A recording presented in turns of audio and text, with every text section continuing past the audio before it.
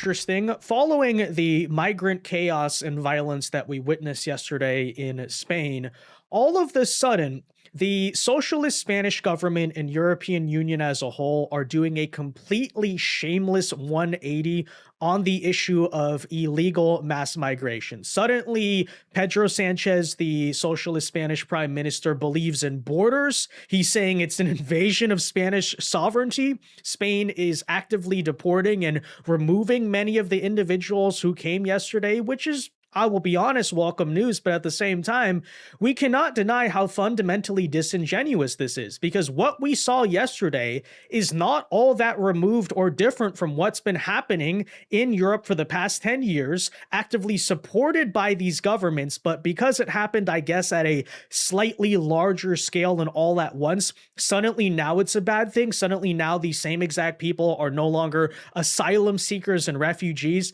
What's going on with that? Well, if we are to be honest, folks, we know the answer to that question, and it's, of course, that basically it's not an issue of principle. It's not that these people changed their minds, but the situation that they were allowing for all this time basically became impossible to defend. No longer do they have the political capital to sit there and try to gaslight the European people into believing that these are genuine refugees or asylum seekers or something like that. And that's kind of forcing the leftist hand here. It's also no secret that the Spanish elections are coming up rather soon. So as you saw Joe Biden try to pretend to secure the border back in 2024, suddenly now Pedro has to act like an actual leader of a sovereign nation.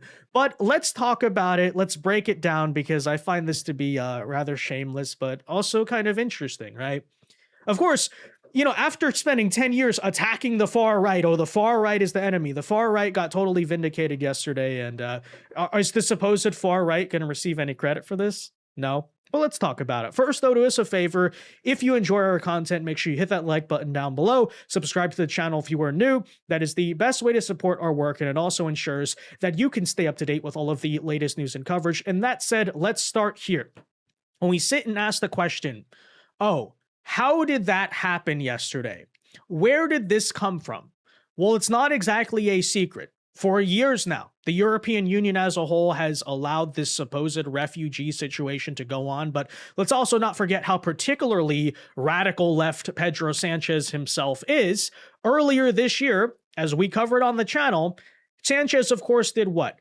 Passed amnesty for millions of illegal migrants living in Spain, and in fact went so far as to attack Americans like Elon Musk and Trump and those people for not having compassion or something like that. Some say we've gone too far, that we're going against the current, but I would like to ask you, when did recognizing rights become something radical?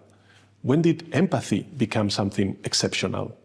Spain is above all a welcoming country, and this is the path we choose: dignity, community, and justice. Yeah, so does anyone remember that? It wasn't that long ago. When did empathy and human rights become radical? Well, I guess we got the answer to that question. I guess we learned where Pedro Sanchez's supposed empathy and human rights ends, right? But that's what's hilarious about the entire thing, is you cannot pass amnesty for illegal migration and then melt down and get upset when more illegal migration happens. That's what we have been saying forever. You create an incentive structure, you're going to get more of it. Of course, refugee boats have been pouring into Europe for years now. You call that empathy. You call that human rights. Yet, when we look at the situation yesterday, okay, how is that different? Apparently, do the Moroccan migrants of yesterday, the refugees, guys, the asylum seekers, supposedly, yeah, those fighting-age young men that don't look much like refugees. Oh, so you mean to tell me the same exact people who have been pouring into Europe for a decade?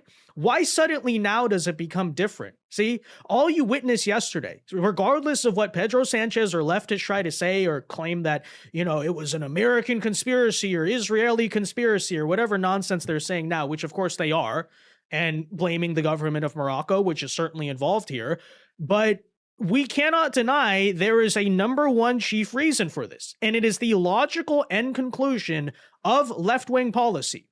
If you sit there and assert Everyone who crosses the border is an asylum seeker, a refugee, no human beings illegal on stolen land, or whatever version of that they try to say in Europe. Oh, we're the colonizers, so everyone deserves to live here, or something like that.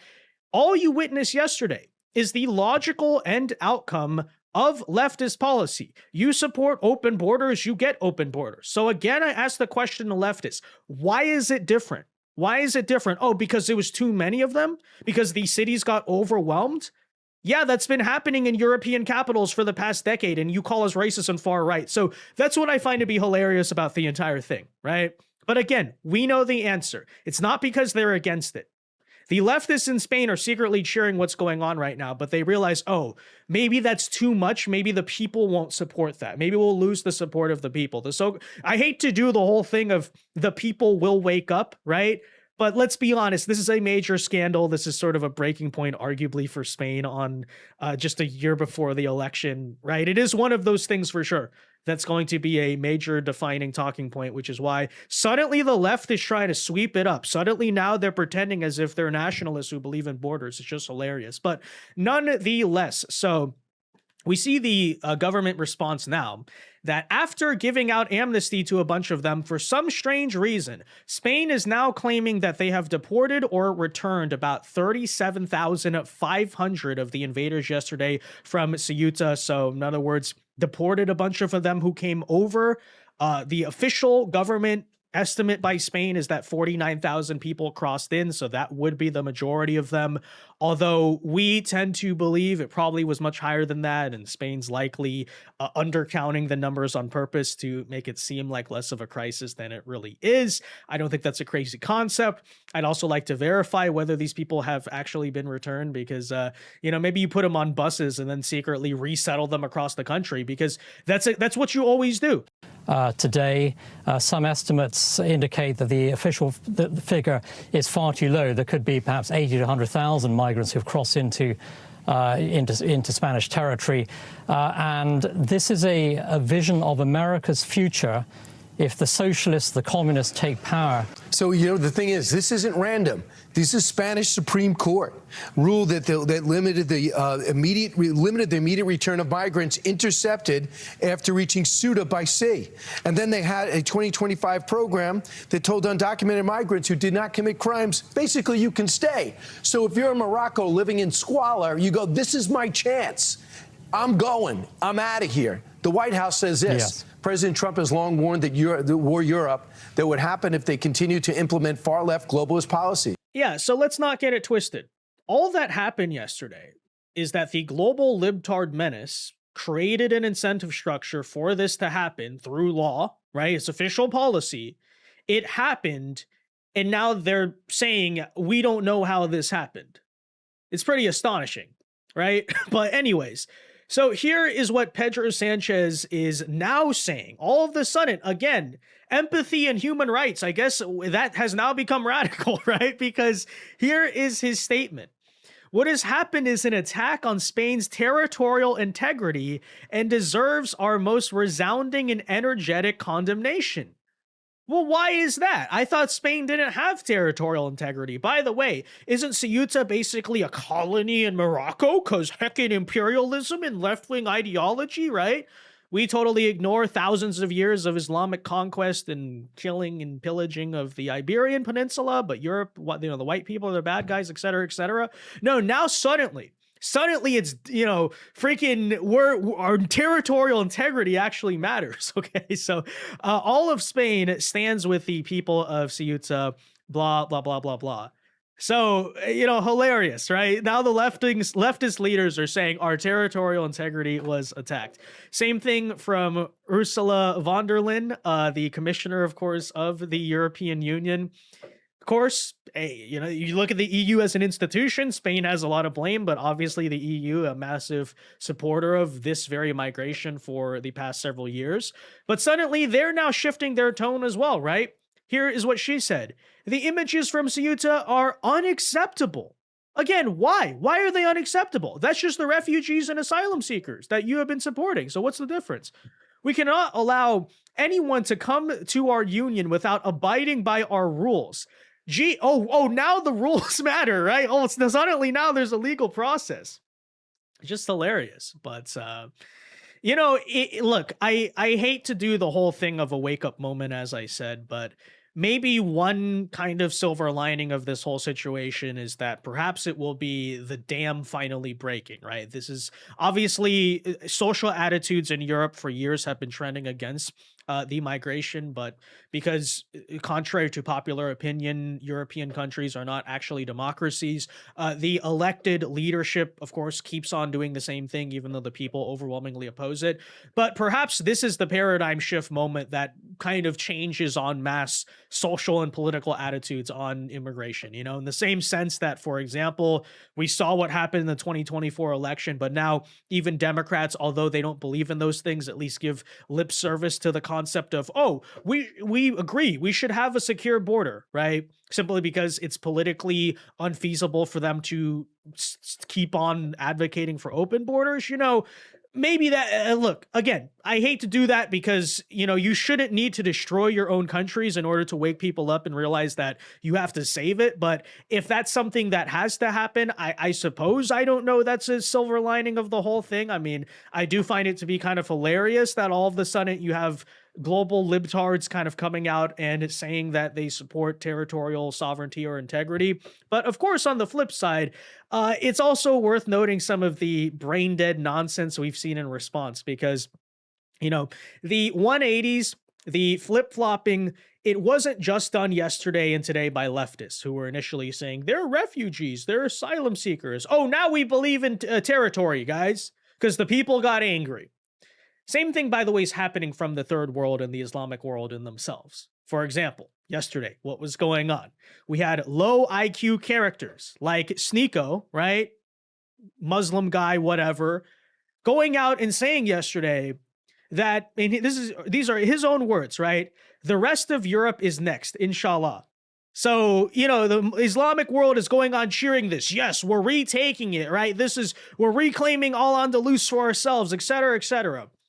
And then when, of course, they got too much backlash for it, what happened? Sneeko, for example, deleted his tweet, took it down as if, we're just supposed to forget the entire third world yesterday was celebrating this. And the new conspiracy theory is, guess what? Guess who they're blaming it on, folks? Israel, and to a lesser extent, America. That's the new theory. It's not that, for example, the Christian Europe and the Islamic world have literally been at war for the past 1,000 years. If you know anything about the history of Spain or what came before the Reconquista, you can Google it if you want the basics. This has been going on forever. It long predates the state of Israel. It's the same thing we witnessed yesterday, by the way. Okay, you just watched a bunch of third world Islamic people seek to restart the 10th century here or something like that. Like, that's all that happened.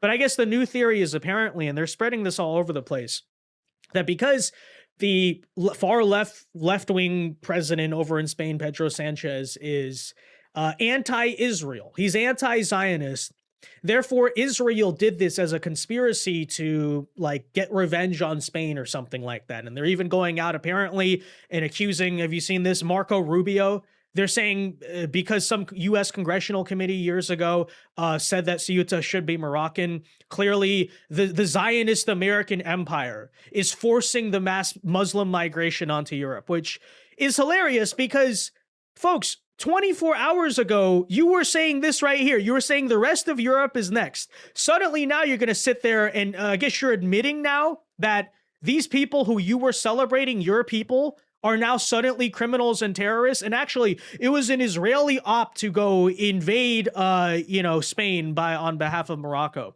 It's just completely ridiculous, right? It's hilarious to witness. All of the spinning, all of the backtracking to ultimately do what, by the way? Absolve the actual leftists and the actual third world invaders of any responsibility for what they clearly did here, right? Because, first of all, there's no evidence that Israel set this up to get payback on Spain. But let me also say this. Even if they did, who allowed it to happen? Who passed the amnesty law? Did Israel force Spain to pass the amnesty law?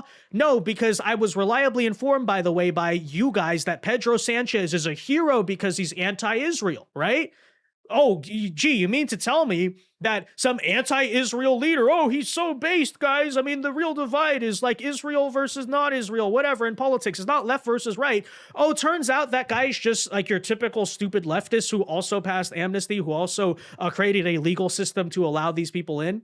But apparently, right, that's what this kind of stupid, baseless conspiracy is really about.